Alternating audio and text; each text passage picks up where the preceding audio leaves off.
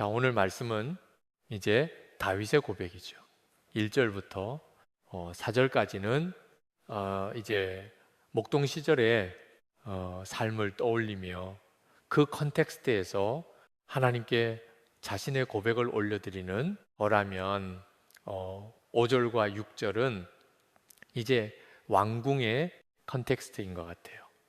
그래서 오늘은 좀 목자로 하나님이 당신을 이제 표현하시곤 하는데 목자를 따르는 양으로서 살아간다는 것이 어떤 것인지에 대해서 여러분들과 좀 말씀을 나누려고 합니다.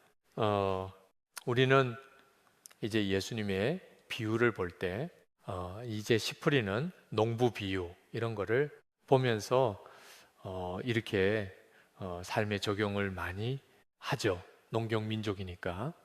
그런데 그 몽골에 있었을 때는요, 이런 농부 비유 이야기하면 사람들이 잘 재미 없어요 해요. 예. 근데 목자이신 예수님 이야기를 하면 이 사람들이 이제 뭔 소린지 알겠다고 그렇게 이야기를 하곤 해요. 예. 우리는 양을 키워보지 않아서의 목자 대신 예수님을 따른다. 이게 어떤 느낌인지 바로 와닿지 않을 수도 있는데 오늘은요, 목자와 양의 관계에 대한 이야기를 통해서 하나님이 우리를 어떻게 부르시고 이끄시는지에 대한 좀 더 분명한 그림을 가질 수 있으면 좋겠습니다. 오늘 첫 절에 보면요, 여호와는 나의 목자시니 내게 부족함이 없으리로다라고 다윗이 고백합니다. 자, 부족함이 없으리로다. 다윗이 목동으로 있었을 때, 그리고 사울이 왕궁에 잠시 있었지만 쫓겨다니며 광야에서 지냈을 때 늘 부족한 것에 시달렸을 것 같은데, 그가 그 인생을 종합해서 이런 신앙 고백을 합니다. 내게 부족함이 없으리로다. 어떻게 이게 가능할까요? 여러분, 이곳 생활에서 부족한 거 없으세요? 예, 부족한 게 없다는 게 어떤 의미일까요? 제가 한 가지 이제 예를 들어 드릴게요. 우리 대학교에 지금 자카르타 국제대학교라는 대학교를 세워서 이제 인도네시아에서 사역을 하는데 인도네시아에 그 아프에서 난민들이 굉장히 많이 들어왔습니다. 예. 그래서 이 난민들 학생들 중에 이제 우리 학교에 저희가 받아서 이제 양육하는 친구들도 있는데 주로 하나님을 믿기로 결정한 친구들, 또 그 세례를 받았거나 또 선교사님이 추천하는 학생들을 또 더 많이 받곤 했어요. 재작년인가에 학생들이 이제 또 2명이 새로 이제 아프간 난민교회에서 이제 추천받아서 오게 됐습니다. 제가 신입생 환영 시간에 이제 학생들을 놓고 이제 그 환영 인사를 하는데 거기서 2녀석이 눈이 똘망똘망한 것이 저를 이렇게 바라보는데 막 이렇게 생글생글하면서 너무 기쁜 눈으로 보고 있는 거예요. 근데 이 친구들 얼굴을 봤는데 막 귀티가 이렇게 막 흘러요. 이렇게 고귀해 보인다라는 표현이 이런 표현이겠구나 싶은 그런 모습이었어요. 아프간 난민 애들이었어요. 제가 난민들이 어떻게 사는지 알거든요. 인도네시아에 들어온 난민들은 보통 한 1년 반 정도는 길거리에서 생활해요. 집 없이. 예. 그러니까 좀 이게 고귀해 보이기 쉽지 않은 상황인 거예요. 처절하고 이렇게 막 뭔가 어떤 수많은 그 어려움과 두려움에 이제 찢은 그런 얼굴이 아니라 그런 표정에 대해서 제가 좀, 이 녀석들 봐라. 신기하네. 예. 그리고 이제 그 세션이 끝난 다음에, 너희들 잠깐 우리 사무실에 올래? 그래서 사무실에 앉아서 얘들하고 이야기를 했어요. 제가 이제 너희들이 여기서 좀 주인처럼 살면 될 것 같다.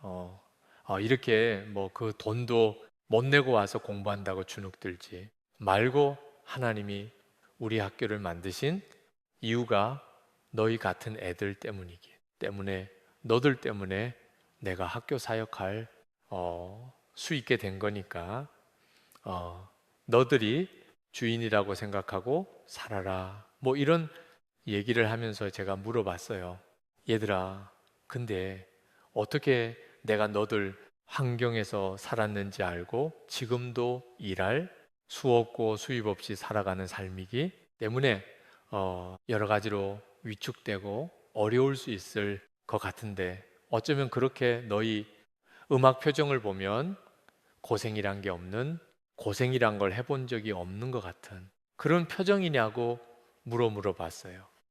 제가 예상한 답을 하더라고요. 예, 그래도 저는 아이들 입을 통해서 확인하고 싶었거든요.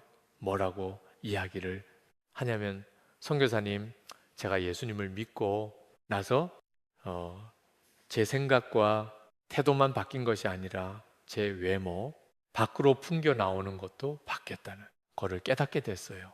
이렇게 답을 하더라고요. 자, 이 가운데 예수님 믿은 지 최소한 3년 이상 되신 분들 있죠? 얼굴이 안 바뀌셨으면, 내가 제대로 하나님을 믿었던 적이 있나 한번 생각해 보실 필요가 있어요. 이거는 내가 지금 현재 뭘 갖고 있는가의 문제가 아니에요. 여러분, 부족한 거 없으세요? 부족한 것 투성이죠. 자, 근데요, 아담이 에덴 동산에서 살았을 때 부족한 게 있었을까요?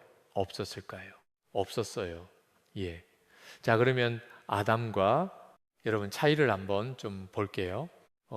가진 걸로 따지면 아담이 가진 게 더 많아요? 여러분이 가진 게 더 많아요. 자, 여러분한테 차가 있죠. 아담한테 없는 거, 옷 있죠. 그 다음에 신발 있죠. 시계 있죠. 핸드폰 있죠. 집 있죠. 그 다음에 집에 거라지에 보면 이것저것 뭐 잔뜩 싸놓고 계시잖아요. 예, 예. 갖고 있는 게 진짜 많아요. 그렇죠? 이사하시려고 그러면 작은 트럭 갖고는 안 되잖아요. 그만큼을 갖고 계신 거예요. 자, 아담한테 그런 게 있었나요? 여러분, 아담은 그래도 과일 실컷 먹었을 것 같죠? 예. 근데요, 여러분이 월마트나 H에서 사다 드시는 과일이 훨씬 당도가 높은 거 아시죠? 야생의 키위는 먹을 수가 없어요. 근데 그게 이 마트에 나오기까지는 오랜 시간을 품종 개량을 거치는 거죠. 예, 정글에서 먹는 과일 별로 맛이 없어요. 예, 전 먹어봐서 알아요. 근데요, 여러분은 아담이 누렸던 것보다 훨씬 많은 것들을 누리고 있어요. 그런데 왜 아담은 부족한 게 없을 것 같고 여러분은 왜 그렇게 부족한 게 많을까요? 이유가 뭘까요? 자, 혹시 이걸 거예요.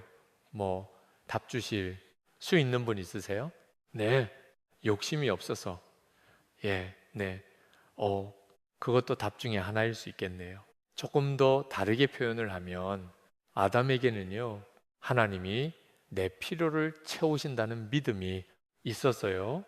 여러분, 부족함이 아담, 다윗에게 부족함이 없었던 이유는 하나님께서 내 필요를 다 채워주시기 때문에 부족함이 없다고 한 게 아니에요. 하나님이 누구신지를 알았기 때문인 거예요. 여호와가 나의 목자라는 사실 때문에 부족한 게 없다는 고백을 하는 거예요. 하나님이 내 기도 응답을 다해 주시니까 나한테 약속해 주시고 필요한 걸 다 채워 주시니까가 아니에요. 자, 아담에게 있었던 건 뭐냐면 하나님이 나의 필요를 채우신다고 하는 믿음이었어요. 그 믿음만으로 부족하지 않고 살 수 있어요. 저는요, 이 다윗의 고백이 진심 어린 고백인 거를 믿어요. 왜냐하면 저도 그렇게 사는 게 가능해진다 라는 거를 경험으로 배웠기 때문이에요. 자, 한 예를 들면요. 저는 가진 게 없고 정규적인 수수입이 없는 사람이에요. 그런데 제가 달라스에 왔을 때 하나님께서는요, 열심히 돕고 섬기라는 마음을 드세요. 이곳에 목사님들을 조용히 돕고 섬기래요.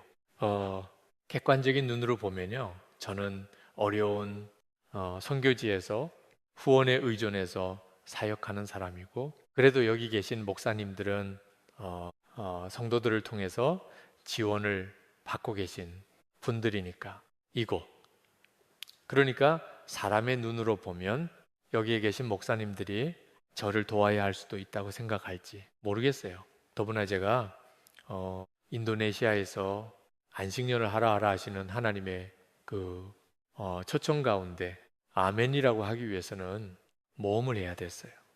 저희가 학교 건물을 큰 거를 짓기로 결정하고 기공 예배 드려놓고 제가 나오는 거예요. 리더가 그렇게 나오면 다들 긴장하고 두려워하잖아요. 예, 제가 우리 멤버들한테 이렇게 얘기했어요. 하나님이 하시는 거를 이제는 나는 이제 믿음 훈련이 끝났으니까 당신들이 그 믿음 훈련을 해야 된다고 한번 하나님이 어떻게 채우시는지를 경험해 보라고 이야기하고, 예, 그들이 보면 되게 뻔뻔할 수 있죠. 저는 나왔어요. 근데요, 간혹 우리 학교에서 이제 재정 담당자가 선교사님 오는 1월에 우리 현금 바닥 나는데 그 다음 어떻게 되는 거죠? 하고 뭐 질문이 와요. 꼭 그런 때는 이 집회 전에 이럴 때 이제 그런 메일이 와요. 그러면 이제 거기는 아침에 이제 저는 저녁 때 봤거든요. 예, 헉헉 잠시 하죠. 근데 하나님은요, 계속해서 주시는 말씀이 너는 부유한 자니까 나누라는 거예요. 저는 한 번도 제가 여기서 달라스에 살면서 도움이 필요하니까 도움을 받아야 된다는 생각을 하지 않고 이 시간들을 보낼 수 있었어요. 오히려 내 도움이 필요한 사람들이 너무 많구나라는 것을 느꼈어요. 여러분, 도움을 줄 수 있느냐, 없느냐는요, 가졌는가의 문제가 아니더라고요.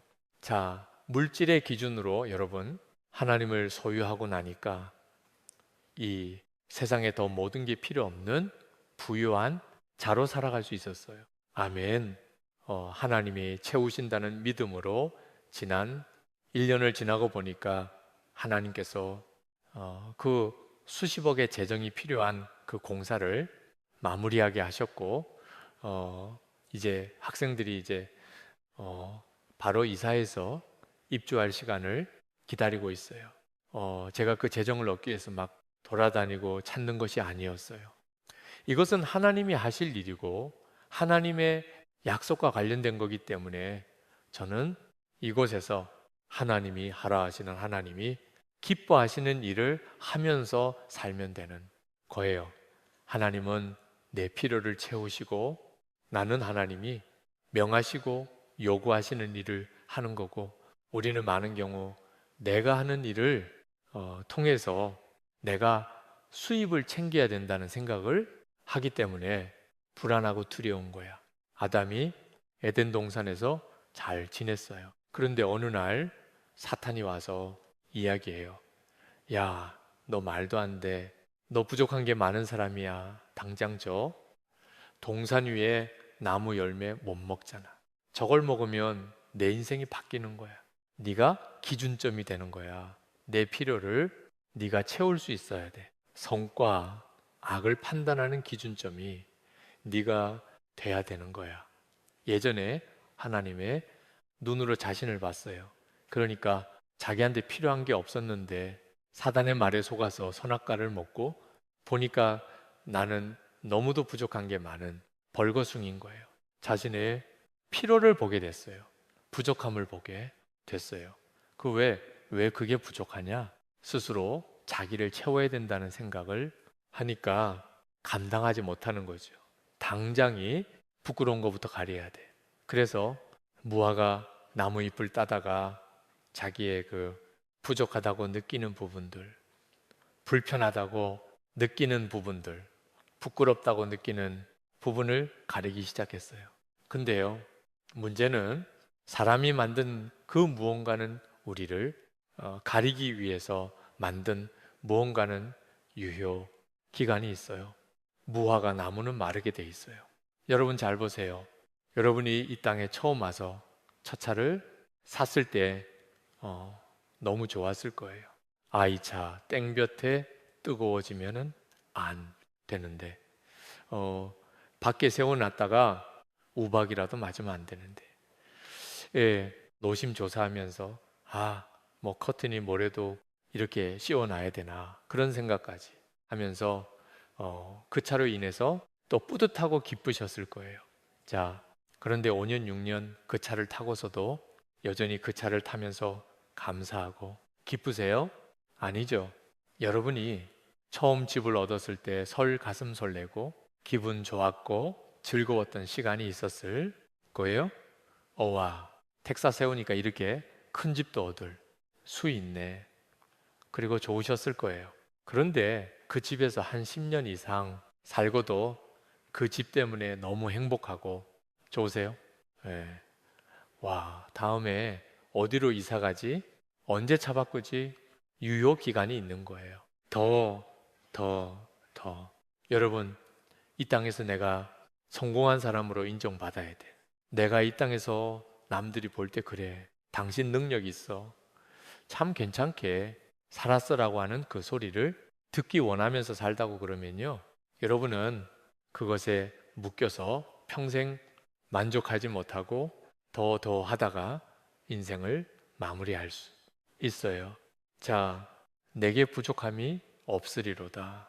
여러분들이 말씀 표구도 해놓고 묵상도 해보고 암송도 하고 했을 텐데 문제는요. 이 삶이 어떻게 내 삶 가운데 실현되고 사라지는가에 대한 경험과 고백이 없는 게 문제예요. 그죠? 네. 자, 이 목자가 양을 어떻게 돌보는지 오늘 영상을 이렇게 그 화면으로 좀 띄워주시면요. 제가 좀 보면서 설명을 해드릴게요. 여러분, 다윗이 고백했던 이 시편을 고백했던 그 활동 무대가 때는 그곳이 유대 광야예요. 유대 광야에 그 한 사진을 보세요. 우리는 푸른 초장에 누이시고 그러면에 그 목사님이 있다 오셨던 그 위스콘 신의 그 푸른 풀밭을 연상하는 경우가 많아요. 그런데요, 하나님이 아브라함을 불러 놓으셨던 곳, 그것은 척박한 산지였어요. 우물에 의존해서 살아야 되는 그런 환경이었어요. 하나님이 메소포타미아 물이 많았던 지역에서 아브라함을 끄집어내서 이 건조지대에 못 박아 놓으셨어요. 왜 그렇게 하셨는가? 그거는 제가 다음에 이야기를 할게요.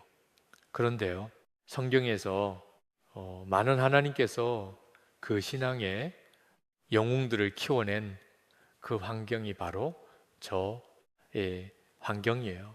우리의 신앙생활의 디폴트 세팅인 거예요. 자, 다음 광야에서는요. 이제 특히 이 유대 광야에서 제일 많이 이제 길렀던 동물들은 이제 양과 염소예요. 자, 양과 염소를 예수님께서 마지막 때 갈라 놓으신다 그랬잖아요. 예. 근데 그게 뭘까? 저는 몽골에서 이렇게 보니까 목동들이 염소를 잡으면요. 염소는 고래 소리를 지르더라고요. 그래서 염소 잡을 때는 동네 사람들이 다 알아요. 그래서 고기를 나눠 먹어야 돼요. 근데요, 여양은요, 몰래 잡을 수가 있어요. 칼을 목에 꽂았을 때에 소리 한번 내고요. 그게 끝이에요. 순순히 잡혀가요. 끌려가요. 예. 그래서 죽을 때를 보면 양과 염소가 나눠지는구나.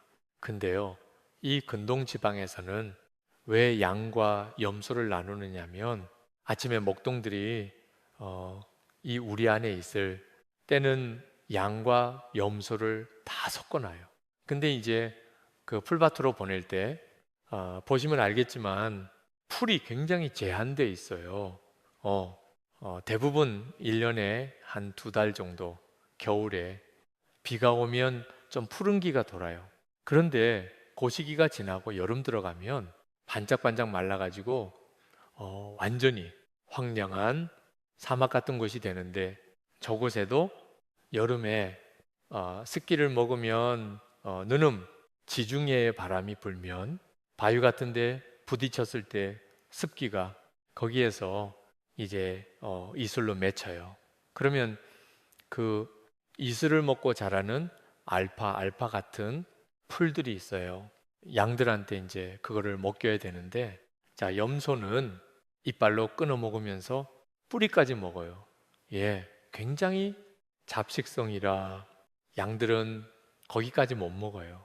그러다 보니까 양과 염소를 나눠놔야 양도 배부르게 먹을 수가 있는 환경이 되는 거예요. 그래서 아침에 일어나면 이제 목자들이 양과 염소를 이렇게 갈라놔요. 그리고 양은 이쪽으로 보내고 염소는 조금 더 양들이 한번 뜯었던데 그런 대로 이제 보내는 거예요. 자, 그렇게 갈라놓거든요. 자, 그런데요. 네, 그 사진 좀 한 번 더 보여 주시죠. 예, 이제 저기 이제 염소들이 풀 뜯고 있는 데고요. 다음 장면, 예, 보면 자, 양들이 저 아래쪽에서 점점이 풀 뜯고 있고요. 거기 또 하나의 점이 보일 텐데 목자가 쭈그리고 앉아서 이 양들을 바라보고 있어요. 양들은요, 목자가 자기를 보는지 모르는 경우들이 많아요. 왜? 땅만 보고 사니까. 양들은 대부분 시간을 땅만 보고 살아요. 죽을 때 한번 하늘을 본대요. 예. 그래서 그 몽골의 목동들은 그래도 이 죽일 때, 그래도 양한테 처음으로 하늘을 보여준다고 이야기를 해요. 근데 이 땅의 것만 보면서 사는 애, 양들은 목자가 위에서 자기를 보고 있다는 사실을 몰라요. 하지만 목자는 양들을 살피고 관찰해요. 자, 저기 그 산이 이렇게 보이는데요. 산 등성에 줄이 이렇게가 있는 것이 좀 보일 수 있을 거예요. 예, 뭐 안 보이셔도 할 수 없고요.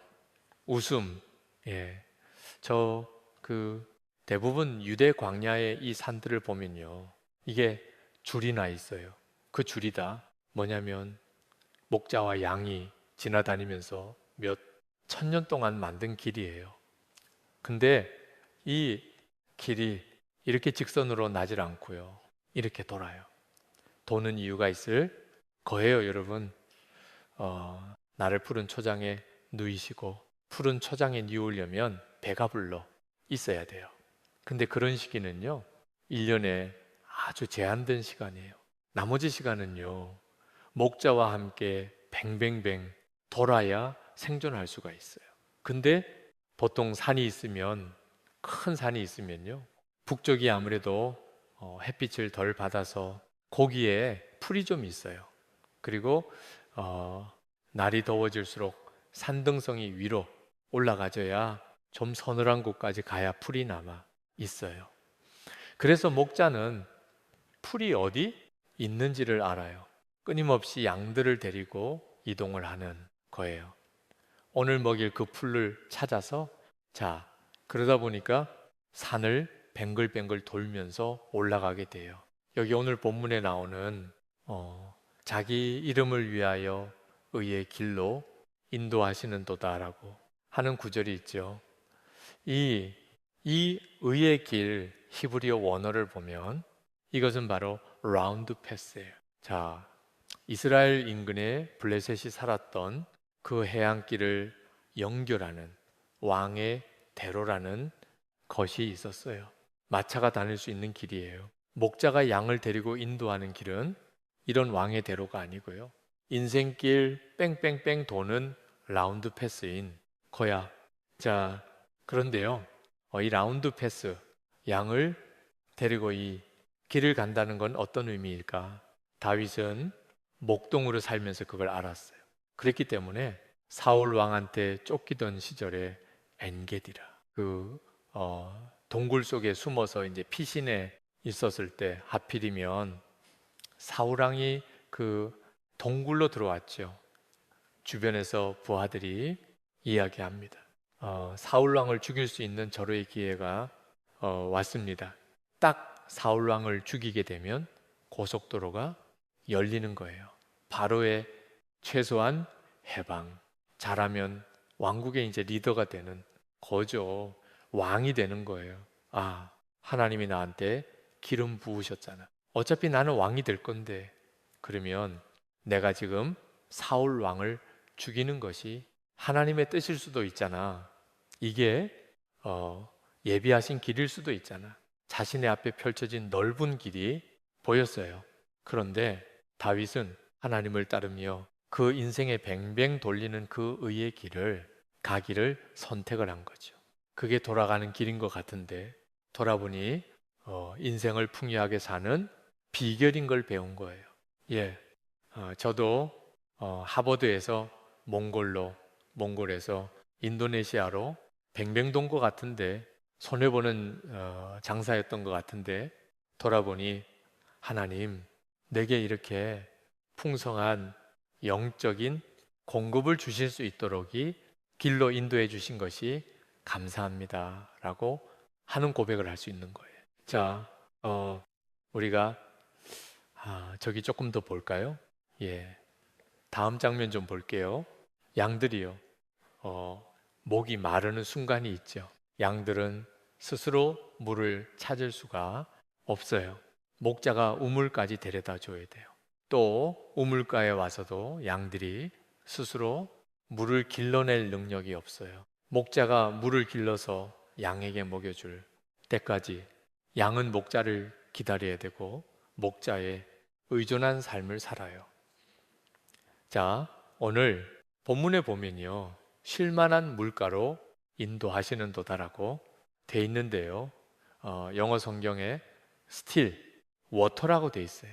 이 still water는 뭐냐면 이 사망의 음침한 골짜기하고 좀 대비가 되는데요. 저런 민둥산에 겨울에 한때 비가 오면 홍수가 좋아요. 이게 나무가 없으니까 쫙 쓸려서 순식간에 이 고도가 있어서 이 급류가 형성이 되죠. 골짜기에 양들이 잘못 있다가는요 그냥 휩쓸려 가는 거예요. 때로는 거기 차들도 굴러서 계곡으로 빠지는 그 정도로 강한 급류가 흘러내리곤 해요. 자, 그 급류를 의미하는 게 어쩌면 사망의 음침한 골짜기일 거예요. 거기에 머물면 안 돼요. 그런데 그 물이 빠지고 나면 웅덩이가 고여요. 그게 스틸 워터예요. 그곳으로 목자가 데리고 가는 거예요. 그리고 그것도 없는 여름 시기를 지날 때는 우물에 의존해야 돼요. 자, 다음 장면 좀 볼까요? 예, 목자가 양이물과 풀이 필요한 걸 알기 때문에 아침에 일어나서 양들을 데리고 우리에서 내보내서 이동을 합니다. 이동을 할 때요, 양들이 잘 따라오도록 양은 눈이 나빠요. 근데 귀가 발달해 있으니까 소리를 내요. 보통 끄럭, 꽉 뭐 이런 소리를 내요. 그러면 이게 새 소리인지 사람 소리인지 모를 것 같은데 신기한 거 새끼 양들도요 정확하게 자기를 인도하는 목자의 소리를 따라요. 이 새끼 양들은요 이 목자가 어떤 사람인지 어떤 성격인지 모르잖아요. 그래도 그 소리를 따라가는 게 살 수 있는 유일한 길이라는 걸 알아요. 그리고 그 길을 따라가요. 자, 요한복음에 보면요, 이 부분에 대해서 예수님이 이렇게 표현을 하세요. 자기 양을 다 내놓은 후에 앞서가면 양들이 그의 음성을 아는 거로 따라오되 양은 목자의 음성을 알아요. 자, 어떤 분들은 물어봐요. 아, 나한테 하나님이 말씀을 주신 거 같기도 하는데 그게 하나님이 주신 말씀인지 내 생각인지 사단이 주는 생각인지 어떻게 알아요? 예. 양이 목자와 친하면 친할수록 목자의 소리와 다른 소리를 구분할 수 있어요. 문제는요, 목자를 알고 따라본 경험이 있는가예요. 문제예요. 예. 다음, 어, 요한복음 10장 27절에 예수님이 분명히 말씀하시죠. 내 양은 내 음성을 들으며 나는 그들을 알며 그들은 나를 따르느니라. 자, 다음 요한복음 6장 35절에서 예수님이 이 말씀을 하시는데 이것도 목자와 양의 관계를 염두에 두고 하신 말씀이에요. 내게 오는 자는 결코 줄이지 아니할터요. 나를 믿는 자는 영원히 목마르지 아니하리라. 목자가 양을 굶기지 않고 목마른 채로 두지 않는 것처럼 예수님이 예수님을 따르는 자들을 위하여 그렇게 해주시겠다고 약속을 하세요. 아멘. 자, 문제는 이 약속이 믿어지는가의 문제예요. 때로는 이 약속이 나의 삶과는 거리가 멀다고 느껴지는 그런 시간들을 다 한 번씩은 지나보셨을 겁니다. 제 경우에도요, 몽골에 처음 갔었을 때 하나님께 제 재정을 맡겨드립니다 라는 생각으로, 왜냐하면 졸업하고 나서 하나님과 약속을 지키기 위한 가장 좋은 시기가 그 즉시 떠나는 거라는 생각을 했기 때문에 뭐 선교 훈련 받을 시간도 없고 후원을 모금할 여지도 없이 그해 여름에 바로 몽골의 가족들을 데리고 들어갔어요. 보스톤 땅에서 먹이고 피신 하나님께서 또 몽골 땅에서도 나를 먹이고 입히실 거에 대한 믿음을 가지고 들어갔어요. 그런데요, 그곳에서 너무나 처절하게 어려운 사람들의 삶을 접하면서 제 안에 흔들림이 있었습니다. 선교사로서 산다는 것은 항상 풍요로운 환경 속에서 사는 것이 아니에요. 절대적인 빈곤이 있는 그 지역에 들어가서 그곳에서 수많은 필요들과 그걸 마주하면서 거기서 싸우면서 살아가는 거예요. 때로는 그 정부의 눈을 피해야 되는 상황들도 생기고요. 또 자신의 신분을 드러내지 못하고 또 자신이 말씀을 전하는 것에 대해서도 외부에는 알지 못하게 하면서 섬겨야 되는 그런 시간들이 있어요. 그때 전 무슨 생각이 들었냐면 성경 구절 중에 예수님께서 제자들에게 이제 전도 여행을 떠나게 하시면서 이런 말씀을 하시죠. 내가 너희를 보내는 것이 양을 이때 가운데 보내는 것 같다. 저는 좀 궁금했어요. 왜 하나님의 일을 하기 위해 부름받은 사람을 용사 같이 만들지 않으시지? 사자같이 만드시지 않으시지요? 그래서 이 늑대들이 깐죽깐죽하면 그냥 해 버리고 내 힘을 탁 보여줘서 압도할 수 있는 그런 상황으로 사역하게 하시지 않고 왜 아무것도 아닌 존재로 만들어서 여기서 어흥하면 무서워요 하고 숨고 또 무서워요 하고 숨는 그런 존재로 만들어서 사역을 하게 하실까? 복음 안에 답이 있기는 해요. 하지만 그것이 이게 딱 피부로 와닿지 않는 순간들도 있었어요. 한 번은 저희 이제 그 교회 한 자매가 저한테 와서 이런 이야기를 해요. 선교사님, 저 좀 오늘부터 한 일주일 정도 교회에서 좀 재워주시면 안 돼요? 야, 교회가 그냥 아무나 와서 자는 데는 아니지. 그냥 너 집에 가서 자라. 그랬더니 아이가 울먹이면서 이런 이야기를 해요. 시골에서 삼촌이 왔는데 외삼촌이 왔는데 자기를 몇 번 겁탈하려고 시도를 했었다는 거야. 그런데 자기 할머니도 안 말리고 바깥 사람들도 모른 채 안 되는 거예요. 그래서 좀 피신할 수 있게 도와달라요. 예. 그래, 그러면 어떡하니? 교회에서 자라. 이렇게 허락해 주고, 그리고 저는 이제 혼자 기도하는데, 야, 이런 상황 속에서 내가 교회의 리더라고는 하지만 해줄 수 있는 건 아무것도 없는 거야. 그 환경을 변화시켜 줄 수도 없어요. 기도한다고 그게 하루아침에 바뀔 거 같지도 않았어요. 하나님 어떻게 하죠? 근데 그때 하나님께서 동물 어미의 울음소리를 듣게 하셨어요. 하나님, 이게 무슨 소리죠? 그 처절한 울음에 대해서 하나님께 물었을 때 제 마음에 이런 감동을 주세요. 내가 이 백성을 향해 울고 있는 울음이야. 어떻게 하나님 같이 고별하신 분이 이런 울음을 울으실 수 있을까? 제가 너무 제 자신이 불편해서 이 쭈그리고 앉았어요. 근데 그때 하나님께서 제게 말씀을 주시더라고요. 너도 나와 같이 울어주지 않겠니? 네, 그게 내가 너에게 원하는 사역이다. 말씀하시는 거예요. 하나님이 저를 힘센 사람으로 만드시는 게 저를 위한 사역의 패스가 아니라 그냥 하나님과 같이 울어달라는 거예요. 근데 그건 할 수 있겠더라고요. 하나님은 한 번도 제가 할 수 없는 일을 시키신 적이 없어요. 그저 하나님 옆에 있으라 하시고 하나님이 일하셨어요.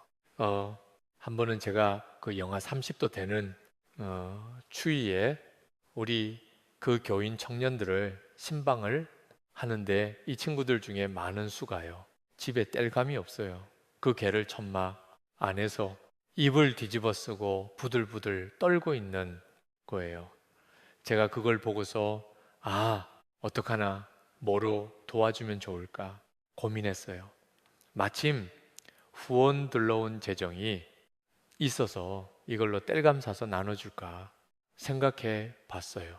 그런데 하나님께서요, 그렇게 돕지 말라는 거예요.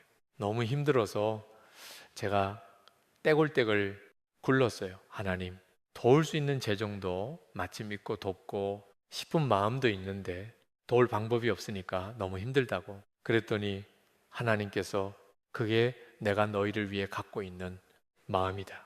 지금 당장은 도울 수가 없다는 거예요. 여러분 중에 그런 질문 있는 분들이 있을 거예요. 하나님, 나한테 이렇게 필요가 분명히 있는데 기도해도 안 들어주실 거잖아요. 그러면서 힘든 가운데 내 살 길은 내가 찾아야 돼. 내 인생에 믿을 놈 하나도 없고 내 주먹을 믿으며 가자. 그렇게 결단하면서 어렵게 이민 생활 씨름하며 오시는 분들이 있을 거 아니에요. 그죠? 예. 믿을 거 내 은행에 잔고밖에 없어 이러면서 자, 근데요. 저는 그때 다 몰랐어요. 작년에 제가 몽골에 다시 갈 기회를 얻었습니다. 그곳에 갔었을 때 어느 캠프에 들어갈 수 있는데 막 눈이 많이 와가지고 전 나가지도 못하고 밖에서 들어오지도 못하는 상황이었어요. 예, 6월인데 눈이 그렇게 오더라고요. 근데 그때 우리 이래교회 청년들이었던 친구들이 이제 장성에서 제가 왔다는 소식을 듣고 만나러 오겠다는 거예요. 제가 아사라 오지 말아라. 너무 위험하다. 그랬더니 한 친구가 저한테 이렇게 얘기해요. 선생님, 우리 몽골 사람이잖아요. 무슨 얘기냐면요.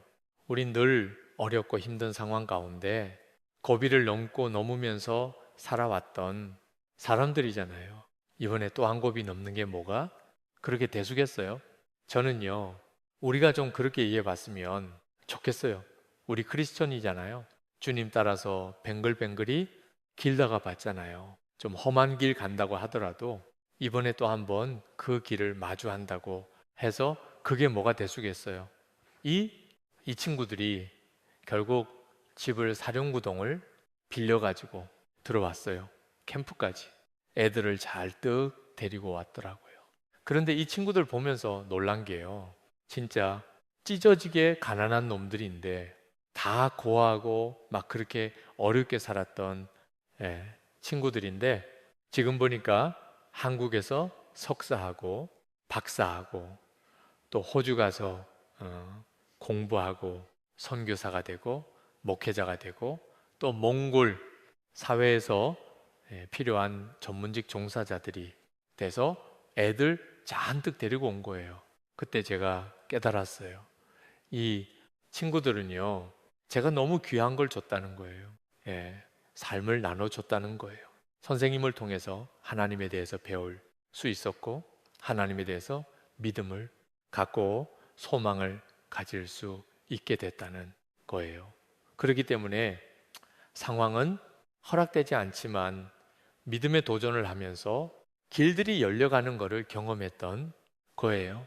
여러분, 믿음 안에서의 가는 길은요, 길이 보여서 가는 게 아니에요. 목자가 부르니까 가는 거예요. 길을 보고 양들은 갈 수가 없어요. 자, 요 얘기 하나 좀 더 해도 될까 모르겠네요. 예, 오늘 조금 길게 할게요. 예, 내일 새벽 예배도 없잖아요, 그죠? 예, 예, 예. 오늘 많이 듣고 내일 안 오셔도 돼요. 네. 자, 제가 인도네시아에서 이제 건축할 때 제 건축 시작도 너무너무 어려웠어요. 그 허가받는 과정이나 이런 것도 뭐 언제 될지 모르는 상황이었는데 기적적으로 허가는 나왔어요. 이제 공사를 시작해야 돼요. 근데 문제는요, 돈이 없는 거예요. 어쩌면 제가 몽골 떠날 때 그래도 책 인쇄가 꽤 많이 들어온 게 있었는데 하나님께서 그거 다 몽골 땅에 두고 오라 그러셔서 예, 두고 왔죠. 근데 막상 인도네시아 와 보니까 재정의 필요가 너무 큰 거예요. 아니, 대학을 세우려면 재정이 엄청 많이 필요하잖아요. 근데 이 사역 초기에 하나님이 후원자들을 안 붙여주세요. 그리고 후원 교회들도 없는 거예요. 사역은 해야 되는데 도울 손길은 보이지 않는 그런 상황에서 그나마 어렵게 모아놓은 재정이 5억 원이 있긴 했지만 공사 재정에 필요한 돈이 한 400만 벌. 그 당시 한국 돈으로 한 50억 원 정도 됐어요. 이거를 무슨 수로 채우겠어요? 아, 저 하나님 건물 못 줄 것 같아요. 자신 없어요. 근데 기도하면 하나님은 keep going wing, keep going인 계속 말씀하시는 거야. 너무 다행패. 그래서 저는 하나님 하셔서 하는 거예요. 하고 이제 계약서에 사인을 했어요. 1년 안에 그 재정이 다 들어와야 돼요. 여러분이 암만 돈이 없어도 50억을 빚진 않았을 거 아니에요. 여러분은 예, 저보단 여건이 좋고 배부른 사람이에요. 네. 최소한 빚은 없으신 분들이 한 거의 95% 아니에요. 예. 그냥 다음 달 내일 모기지나 렌트비가 없는 것뿐이잖아요. 그죠? 예. 자, 어느 날부턴가 이제 딱 공사 시작하고 나니까, 막 인보이스가 막 책상에 쌓여요. 지출 결정서 막 이런 거 우리 사역자들이 들고 와서 제 책상에 저 없을 때 딱 놓고 가요. 자기들은 이거 놓고 가면 집에서 편하게 자요. 문제는 이제 저는 이걸 어떻게든 해결을 해야 되는 거예요. 근데 그 당시에 이제 우리 재정팀에선 저한테 선교사님, 우리 이제 간단하게 얘기해서 하루에만 불씩 필요한 겁니다. 이렇게 얘기를 해 주더라고요. 예. 야, 근데 이제 뭐 공사비에 추가돼야 될 것 막 이런 얘기가 나오고 그러면 막 엄두가 안 나는 거야. 이거 어떻게 내가 다 사인을 해? 제가 어느 날은 하나님께 하나님 저 이러다가 인도네시아에서 계약 어겼다고 또 상대 쪽에서 저 감옥 보내고 그러면 어떻게 되는 거죠? 아니 그러고 보니까 감옥을 가도 내가 가지 하나님 안 가시잖아요. 아니 이거 이상하다. 보스는 하나님인데 보스가 최종 책임지는 사람 아니에요? 제가 공동체에서 최종 책임을 지니까 이거 갖고 이렇게 씨름을 하는데, 근데 이거는 하나님이 받으셔야 되는 거 아니에요? 하나님 좀 받아보세요 하고 이렇게 막 올리면 다시 제 머리로 이렇게 다 쏟아져요. 제 책상 위로 쏟아져요. 좀 받아보세요 하고 올려도 다시 떨어지는 거야. 제가 그랬어요. 하나님, 제가 보스네요. 제가 하나님, 제 보스 아니네요. 책임 제가 져야 될 것 같은데요. 자, 투덜투덜 됐어요. 근데 그때 하나님께서 제 마음 가운데 이렇게 물어보시더라고요. 예, 너 그 부담 가운데서라도 좀 웃으면서 가줄 수 없겠니? 예, 여러분 한 50억 비치고 한번 웃어보세요. 근데요, 저는 성격적으로 그런 거 잘 못하는 성격이에요. 우울질에다가 계산이 안 맞으면 되게 힘들어하는 스타일이거든요. 근데 하나님이 제 성격을 바꾸시더라고요. 제가 하나님께 그때 이렇게 대답해 봤어요. 하나님, 웃어 보라 하시는군요. 자, 그 얘기는 뭐예요? 하나님이 저 힘들게 하려고 그 상황 주신 게 아니라는 거야. 하나님은 우리를 성장시키기 위해서 그런 상황들을 주시는데 그걸 가지고 우리가 우리를 계속 공격하는 거죠. 힘들어, 힘들어, 힘들어, 힘들어. 하나님은 선한 계획을 가지고 이 상황을 저에게 선물로 허락하셨다는 거예요. 아멘. 그게 믿음으로 수용이 됐어요. 하나님, 그래요. 저 그러면 한번 웃으면서가 볼게요. 그 다음부터는요, 제가 돈 쓰는 방식이 바뀌었어요. 예전에는요, 아끼려고 했어요. 근데 제 생각해 보니까 평생 없이 살고, 평생 모자르고, 평생 어떤 이런 필요와 싸우면서 사는 게 제 인생일 것 같아요. 선교지에 있는 한 제가 마음을 고쳐 먹었어요. 있는 동안에 실컷 써보자. 그냥 누리면서 살아보자. 그리고 아내 불러서 우리 데이트 하자고. 그리고 좀 좋은 데 가서 맛있는 거 먹자. 먹고 우리 사역자들 불러서 우리 가서 때려 먹자. 그리고 막 열심히 돈 쓰면서 그렇게 살아봤어요. 그렇게 사라지더라고요. 제가요, 내용 설교할 때 아내가 예전에 듣고 있다가 여보 당신 진짜 그렇게 힘든 적이 있었는지 난 몰랐다고. 예. 아내가 몰랐을 정도면 성공한 거야. 그죠? 예. 그냥 빚을 의식하지 않고 살아간 거예요. 근데 그렇게 살아가지더라고요. 저는 이 과정에서요, 하나님 나라의 놀라운 재정 원리를 참 많이 배웠어요. 우리가 정말 걱정하는 이유는요, 돈이 없어서가 아니에요. 하나님이 누구신지 경험하지 못했어요. 그리고 여러분의 빈핍감이, 결핍감이 하나님을 믿는 믿음으로 나아가는 걸 차단하고 있는 거야. 선교지로 가도 안 해요. 선교지에서 좀 있다 온다고 여러분. 인생 꼬이고 힘들지 않아요. 저 얼굴 보세요. 고생에 찌든 얼굴인가요? 예, 피부가 왜 이렇게 좋냐고. 제가요? 예, 오늘도 어느 주시 할머니께서 왜 이렇게 피부가 좋냐고. 제가 몽골에서 아무것도 안 바르고 살았어요. 그 건조한 곳에서. 예, 예, 어떠한 마음으로 누구가 동행하는가의 문제인 것 같아요. 자, 그 얘기를 조금만 더 할게요. 돈 얘기를 그렇게 마무리를 하면, 예, 뭐, 마치 신비적으로 얘기하고 끝난 거 같아서, 예, 조금 구체적인 사례를 들게요. 재정이 바짝바짝 마르던 시기였어요. 그래도 편안하게 가보자 하고 가고 있었는데, 마침 그때 그 코스타라고 하는 집회에서 유럽과 아프리카를 섬겨달라고 했어요. 코스타는 뭐 여러분들이 아실지 모르겠지만 자비량이에요. 강사가 스스로 재정을 만들어 가서 섬기는 거예요. 그러다 보니까 비행기표 값서부터 체재비를 만들어 내야 되는 거죠. 제가 그때는 돈이 없을 때였어요. 더군다나 거기 이 3주 갔다 오면 우리 재정부에서선 하루에만 불씩 필요하다 그러는데 계산해 보니까 30만 불 뭐 이렇게 나와요. 예. 이건 뭐야? 갔다 오는 게 맞나? 재정도 없는데 그러면서 그 문제를 놓고 잠시 기도하는데 하나님께서 아침에 제게 딱 주시는 마음이 너희 먹을 걸 물 위에 던져라. 여러 날 뒤에 찾으리라 하는 잠언 구절이 떠오르게 하셨어요. 그래서 그렇구나. 가라시는구나. 예. 하나님 어떤 식으로든 채워주실 거죠. 예. 저는 하나님 일하고 하나님은 내 일 해주시고 그리고 저는 이제 믿음으로 비행기표를 결제를 했어요.